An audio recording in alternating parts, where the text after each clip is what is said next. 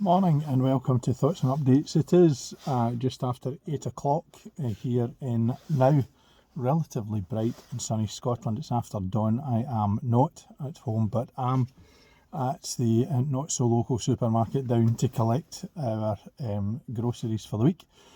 Still in lockdown, still sitting in the house working, doing exactly what we need to do in order to make some kind of dent in this whole pandemic. It's been another week off work, another week away from doing any writing or just planning what's going to happen in the next year. And the next year is something that I think is quite exciting because the time has come to come out of those shadows and come back into some kind of creative norm for all of us, not just me, but for everybody. That we've gone through a pandemic and we're still in the midst of it.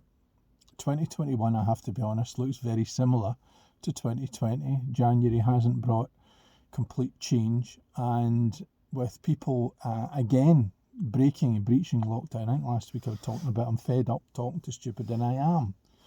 And one of the things that happened this week was a Facebook post where somebody had put up, if a face mask works, then why do we have to social distance? If social distance works, then why do we have to isolate? If as if there is one silver bullet, one particular way of dealing with this virus. And I thought, you know what? I bet you were a Craig Levein supporter when he played the Czech Republic and he had no attackers. It was a 4-6-0 formation. You probably thought he was much of a purist. What he really needed to do was do 0-10-0-0. Then he would be really playing the game properly.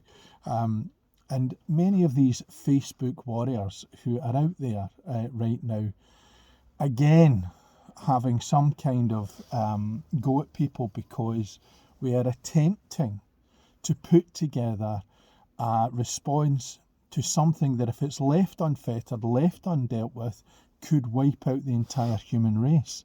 And when you put that in that some kind of perspective, then surely to God, wearing a face mask, doing the things that are being asked of you shouldn't be too much of a difficulty. And I was talking about this yesterday, and it's not the young team who are the big problem for me. Teenagers and people in their early 20s are experts in life. They always have been. I was. The generation before me was. In fact, it's people in their 50s and 60s and late 40s that I think are the major problem. Their parents were the generation that fought the Nazis. That, we kept the lights out. We did not talk loosely. Walls had ears. Many phrases that came from the British state, from the state throughout the whole of the world. Let's not pretend it was just totalitarian states, but democracies were attempting to ensure their own survival, and so therefore asked people within those democracies to behave in a certain manner, collectively, not just individually, but collectively. And people were treated with great disdain and suspicion if they didn't accord to those particular rules. And then came those that were the baby boomers, the born in the 50s and the 60s and thereafter, who suddenly rebelled, gave us punk, gave us the 80s, gave us the drugs explosion, the real drugs explosion, the eckies, the drap and tabs, all of those things, which led to a very different view of life. It also gave us the Thatcherite revolution, the idea of individualism and so on. So the idea of a collective gathering together in order to beat something is quite difficult for people who, as part of their DNA, part of their growing up, rebelled against, I'm using those bunny ears, it does my head in, but anyway, they rebelled against some kind of system. So now what's happening is that people are suggesting to them that in order to beat this, what they have to do is to act collectively. And after many, many years of believing that some form of liberal socialism, or even more extreme forms of socialism, the likes of communism, happens to be a way ahead, when they're actually asked to do something that's akin to what they would be asked to do in order to achieve this, they can't do it. Because they are still steeped in that individualism that somewhere along the world, somewhere along their life, somewhere at some point made absolute sense because they were up against the system, man. And so I wander round. I saw, this is at St Rollops. I'm just outside the Tesco here. And I was in this supermarket a few weeks back. There's a guy wandering about with a mask in his hand. So that every time he came close to somebody, he'd put it up in his face, as if that's going to make a difference. No, it didn't. challenge him. I didn't feel it was my place or my responsibility. But if it's not my place or my responsibility, whose is it? Am I handing over the future of my own race? That's the human race, by the way, not the colour of my skin, but am I handing over the future of humanity to the wee lassie that's standing at the front door of McDonald's, or the security guard who's at Tesco? And by the way, I see lots of people wearing these lanyards that have got the sunflowers, which means that they can't wear masks. And I'm still to find a medically proven reason as to why people cannot wear masks. And I'm struggling with that one. But I reserve the right to respect the people who have got these lanyards on and are wandering around saying, I can't wear a mask. It's the pugilistic approach by some. There was a guy who did this to a wee lassie who was standing outside McDonald's in Ayr. Said, you can't ask me that, when she challenges him over wearing a mask. Now, unfortunately, she looked about 16, 17, so she didn't have the heft, the ability, the respect of this grandfather, because that's where he was there with his granddaughter, in order to buy some kind of McDonald's for her. She didn't have that ability to say, well, do you know something, son? You can't come in. And if you are that vulnerable, what are you doing out? And there's been a couple of people who've put things up on my Facebook post. There was a guy who I've got a great deal of time for, I love him dearly, down in here, has defriended me because he challenged the idea of having the injection, having the vaccine. And unfortunately it was seen by a good friend of mine, Roddy Nielsen, who happens to be a consultant haematologist, and Roddy just destroyed him. So he hid away. I've got another guy who down in here, again, man for whom I have a tremendous amount of respect, but he peddles that nonsense all the time. And unfortunately for him, it wasn't a doctor who saw it. It was two people who lost parents who told him exactly what they thought of him.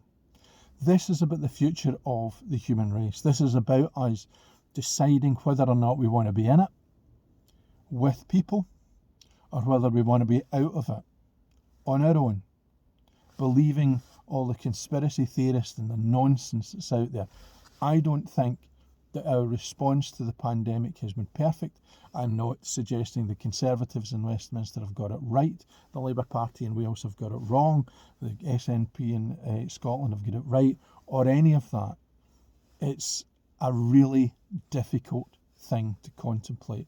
But the one thing that universally I hear the vast majority of medical experts and scientists telling me, because I read it, because I look for it, because I research it, and Rachel Bradford down in England, who near Birmingham, she has spent a lot of time looking at this as a layperson, not as an expert, but as a layperson, and she has written a fantastic post that basically says, cut out the nonsense and do what you're told.